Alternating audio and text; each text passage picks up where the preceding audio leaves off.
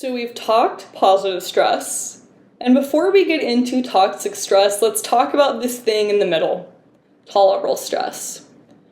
Already with positive stress, we were talking about mild to moderate stressful events, and with tolerable stress, we're looking at events that are more severely stressful, and we're starting to see a longer term impact. We're staying in that physical stress response for longer periods of time at higher levels of intensity. So this can involve just much more threatening events, experiencing a natural disaster, surviving a serious accident, losing a loved one. All of these events can also become toxic stress. What is tolerable for one person may be traumatic for another. The big key, which we'll be getting into in this video, is support and resources. That's what keeps tolerable stress tolerable or manageable. While a tolerable stress event will feel overwhelming at first, we are more quickly able to recover and re-engage in life again without lasting changes to our behavior, decision-making, or life outlook. Like I mentioned, our ability to handle more severely stressful events depends heavily on what we call protective factors.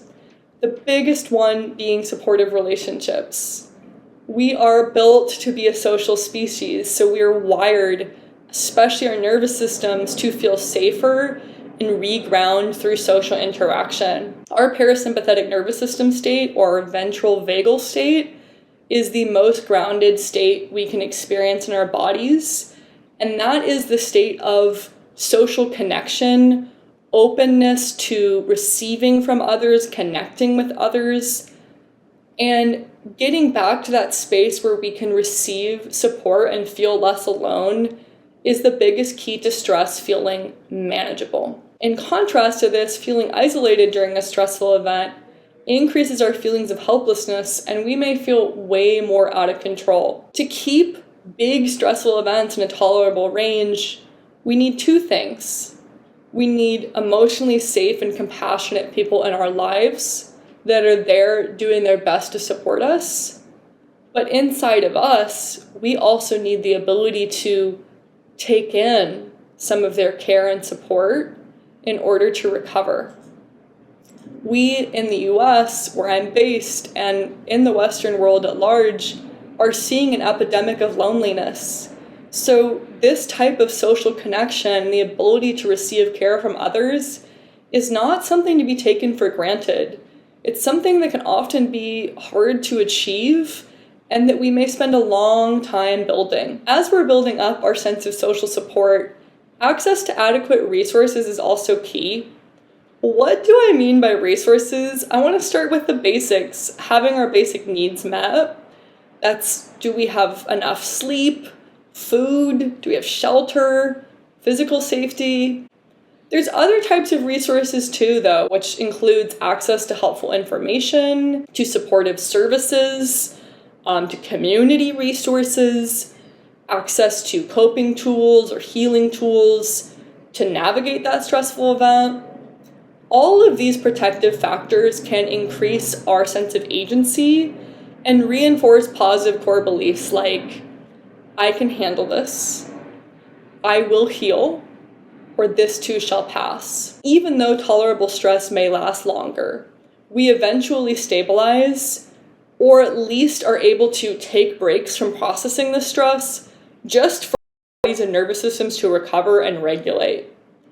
So if that stressful event is ongoing, we may want to look then at ways to bring in time limits, ways that we can compartmentalize, or what I call shelf, this stress, to have periods where we can take breaks, at least at night, going to sleep, because that ability to rest is super key for us being able to adapt to the stressful event and allow our brain and body to recover from what could be more damaging impacts of just constant stress. If you're facing this kind of more severe stress, big takeaways from this video concretely are looking at how to increase your sense of support. This is the time, even if it's uncomfortable, to reach out to the people that you have. Also increasing and reaching out to resources, building upon anything that you have, information that can help you, helpful tools. And if there's any way that you can build in those breaks or time limits that are allowing you to recover from a constant stress, that's going to make a really big difference. One resource that you can use as a starting place for anybody who's like me, based in New York City, is a mental health crisis line. In New York City, that's 988. If you feel like you don't know who to turn to in your area, that can be a place to start. Look for mental health or crisis services with trained professionals.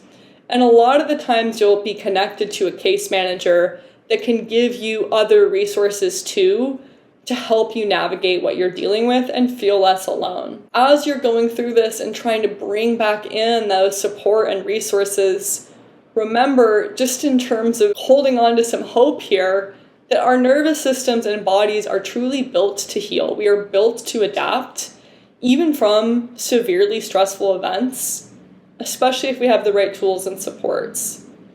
We also have more research and knowledge now than ever before on what kinds of coping tools, what kinds of processes can strengthen our internal healing process and build our resilience.